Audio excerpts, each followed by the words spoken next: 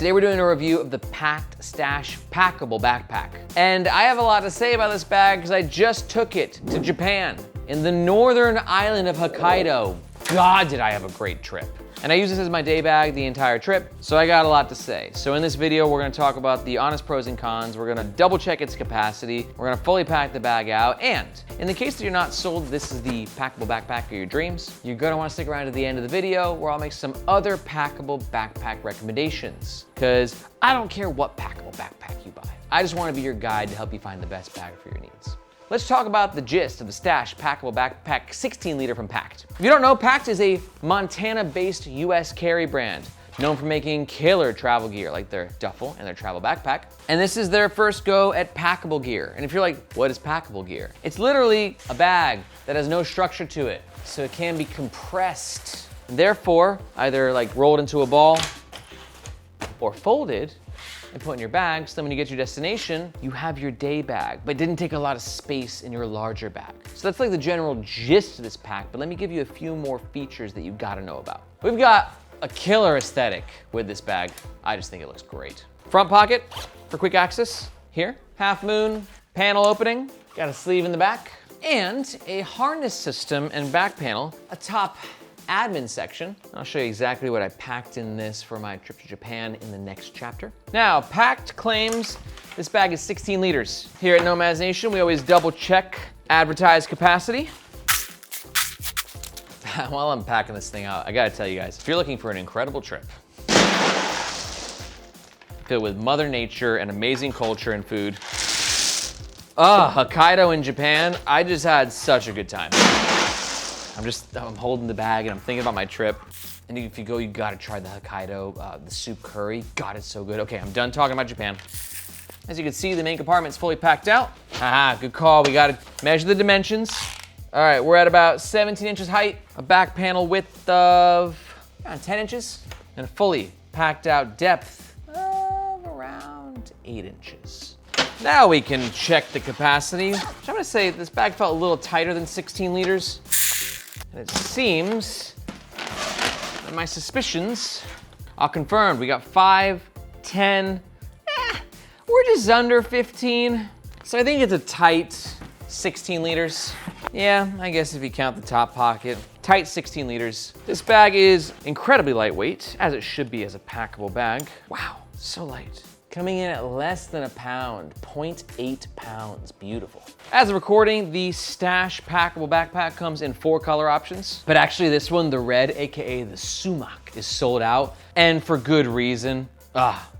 I'll rant on this in the next chapter. This is the bag when it's empty, and this is the bag when it's fully packed out and worn on the Nomads Nation team. Margaret's 5'2", I'm 5'8", and Jason Bagmoa is 6'1". And don't worry, we're gonna pack out the bag throughout the entire review so you can see exactly what it fits. All Pakt bags are covered by a lifetime warranty against manufacturing defects. And for all that, this bag runs around 100 USD. Now, if at any point during this review you're thinking to yourself, oh my God, that is the foldable, scrunchable, beautiful packable backpack of my dreams, and you're gonna make a purchase or you wanna find out more information, we highly recommend doing so using the first link in the description below. Reason being, that link makes sure that you get the best price, and we oftentimes have discount codes. But that link also helps to support the Nomads Nation YouTube channel and team, so we can keep making the best gear reviews on the web. Thank you very much. All right, let's talk about the front of the Pakt Stash Packable Backpack. We always kick off this section by talking about the aesthetic, and let me tell you, God, this is one of the best, if not the best looking packable backpack in the frickin' world, in my humble opinion. And to be honest, there's not a lot of contenders out there because packable backpacks aren't really made for aesthetics. They're made to do this. And this doesn't always look good when you undo it, but Pakt's design and fabrics and colors and choice of materials led to me being in Hokkaido feeling like a bad I was walking around, I'm like, yo, what's up? I know I look fly. So I gotta say, if you're looking for a packable backpack, whether it's in this killer red, which again is out of stock because it just looks so good, but also you got the green, you got the black. As for, looking good, this one's gonna be really hard to beat. So much of that is due to this fabric, which is a ripstop nylon. It's got a little bit of crinkle to it. They've taken a page out of the Aer Go Pack 2, which I still think is the gold standard of compressible backpacks. Although it's thicker than this one, this is much thinner. The material is a similar sort of vibe as to where it just looks nice, even if it's a little like crinkled, because it's a crinkled nylon, it's supposed to be. Not that this is a crinkled nylon, but it's in that vein. We got an external latch point here at the bottom if you want to attach anything to your bag. I like these two front pockets. I don't like adore them, but they're good. You can see the bottom one, large enough to fit a book, or your large Sony XMH headphones. But you're probably gonna be using it for smaller things. For me, that was battery, snack, wallet, tissues. And then for the rain flap right here, I didn't like it. It doesn't get caught too much, but I'm just like, what do you exist for? The bag's already small and kind of tight. How much weather resistance is this flap actually giving it? I don't think much. I don't know, what do you think? Are you glad that we got the zipper cover here? I guess maybe a little extra theft protection? I don't know, let me know your thoughts on this design choice in the comments below. Now for the top, I use this for more quick access stuff, like my keys for the Airbnb. Not the best access point for them, but they felt safe and secure here. This mesh, I don't love it, but it's okay. It's cheap, to be honest. I prefer something with a bit of elasticity to it, especially at this price point. That is sort of one thing with all Pakt products, is I always feel they're a little overpriced, but I actually don't with this one. I think $100 feels pretty fair for how nice it looks, lifetime warranty, so I dig that. Nice pricing on this one, Pakt. And this pocket does have a bit of volume. You can see, you'll never want to do this, but just to showcase the volume, I can fit a 24-ounce Columbia water bottle in this pocket. Am I gonna get it closed? Not really, but you know, again, this is just to showcase volume. So if you got something that's a little bit bulkier, you can put it at the top of your bag as well. And final note, awesome YKK, cream of the crop. These zippers will basically never fail you.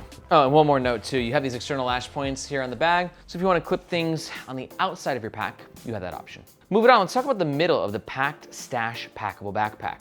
Notice on the sides, no water bottle holders. Now I don't hold this against Pakt necessarily because this bag is thin, you know? It's sleek, just a little guy, it's just 15 liters. There's not a lot of 15-liter bags that do have water bottle holders, let alone stashable ones. Even the ones with structure to them and like a decent frame, like those don't even have water bottle holders on them half the time. So you can't hold it against them, but oh God, it would have been nice to have, or at least to have just made maybe some external pocket here as to where I could have thrown my protein bar or my umbrella, just slid it into there. It would have been nice to have seen something done here, because otherwise, why didn't we go full clamshell? Because notice the opening to the main compartment is limited. I know we don't need clamshell for, you know, bags these small. I get that. It's more important on an actual larger travel pack, but you know, I feel like something could have been done there. On the bottom of the middle, we do have some more lash points. And then on top, we got a top handle. This top handle's fine. Used it a few times, hung it on a few bathrooms. Japanese bathrooms are the best, by the way. Oh my God, they're so clean. The toilets are so wonderful to use. And that sounds weird, but if you go there, you'll get it. And then the main compartment itself, pretty basic. Now, I don't love Pakt's choice of internal lining on these bags. It just kind of feels kind of cheap to me. It's okay. You know, I love the actual functional choice of the color. So when you're walking through the streets of Sapporo and it's late at night and you want to grab something in the main compartment, this lining helps to create a bit of a highlight effect, making it easier to find what you put where. But it's okay in terms of like the premiumness. It just feels like it's maybe a step below the vibe of the bag. But one thing I love about the main compartment is there's no additional organization. We have this sleeve right here and that's it. And the reason being, like a bag like this has no structure, it has no padding. It's just collapsing into itself at all times, which is good because that's why I don't want pockets at the top and the sides, because then it's just gonna be pulling the bag down. This is the way the bag is supposed to be, just sort of a throw-all. Now I've got a cutout right here of a 16-inch MacBook Pro, and you can see we're just barely fitting it into the bag. So any laptop smaller than this, you'll be fine, but any laptops bigger than that, ain't gonna happen. And remember, this is just the little guy for your day trips. So, you know, you're not gonna overpack it with too much stuff. We'll throw a hoodie at the bottom. Umbrella's gonna have to go into the main compartment because there's no side pockets. I'm gonna clip my sunglasses to the top here,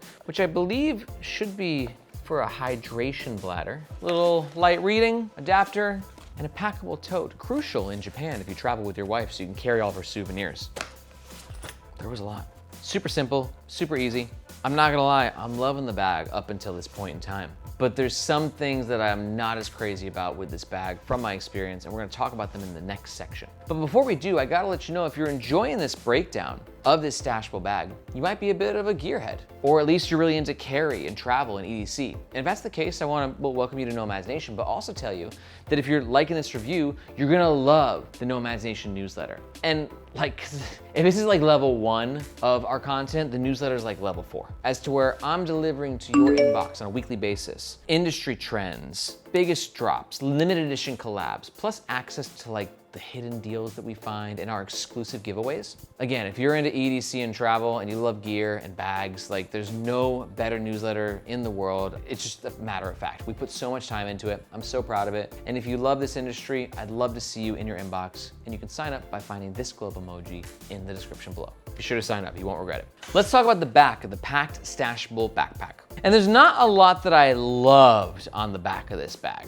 First up, the back panel. I accept that stashable backpacks aren't gonna be comfortable, or as comfortable as a regular backpack, right? Because you're sacrificing padding for the ability to stash. But Pakt used a very interesting material on this back panel that almost reminds me of like wool.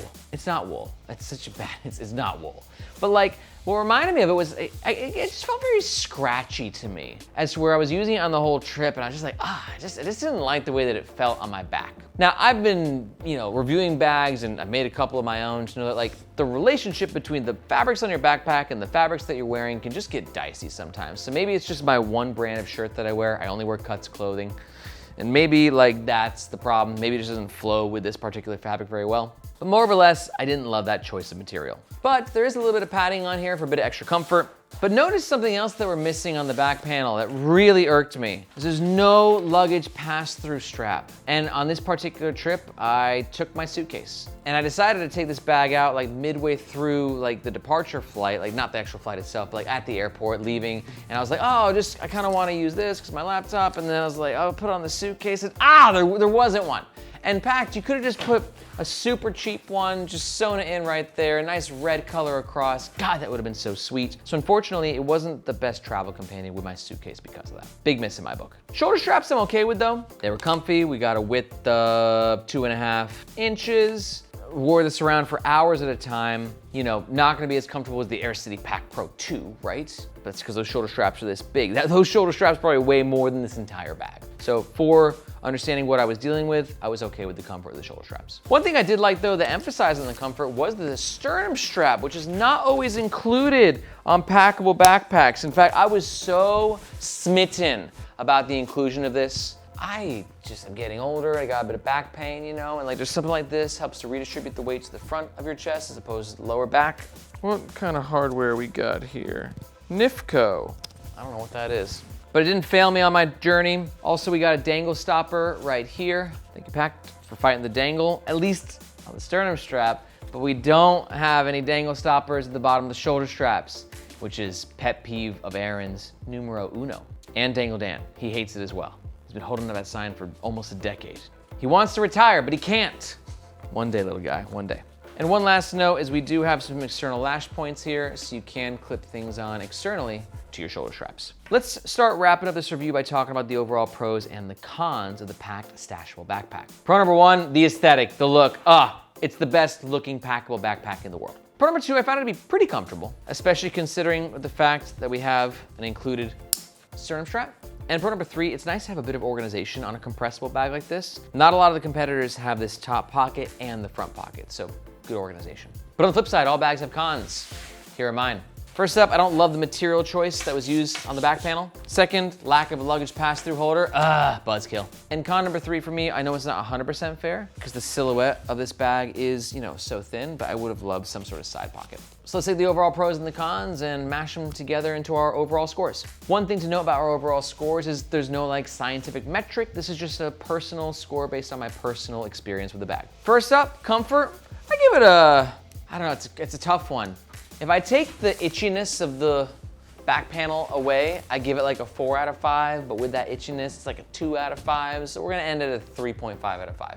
The Aer Go Pack 2 is the gold standard, I think, for comfort in a packable bag, but it's also super thick. This is so much thinner in comparison. For value, I'm gonna give it a 3 out of 5. I think it's right around industry standards in terms of what you're getting for bang for your buck. Nothing exceptional, but nothing egregious. And overall, I'm gonna give it a 3.5 out of 5. And just a reminder, if you prioritize everything that that is this bag and you really like it and you're thinking about picking one up, we highly suggest doing so with the first link in the description. Because just a reminder, that link is where you get the best price. And if we have any discount codes, that's what they'll be. But if you're not quite sold, let me give you some alternative suggestions that might better suit your needs. First up, if you're new to the channel, you should definitely watch the Nomads Nation leaderboard video. It's where myself, Margaret, Marissa, Tab, the whole Nomads Nation team, we get together and pick our favorite bags in different bag categories. And it's a really cool video because you can see that like everybody has different preferences. A bag that I like is a bag that Margaret doesn't like. And you can just see what the best options in the market are. And I've gone ahead and linked that above. But if we're close with the Pakt Stashable, here's 2 stashables that are a bit different, but might better suit your needs. First up, I brought it up multiple times, the Aer Go Pack 2. Great pick for you if you want to prioritize comfort. It's not as good looking, definitely not as good looking as the Pakt bag, but it's more comfortable. I love the front stash pocket.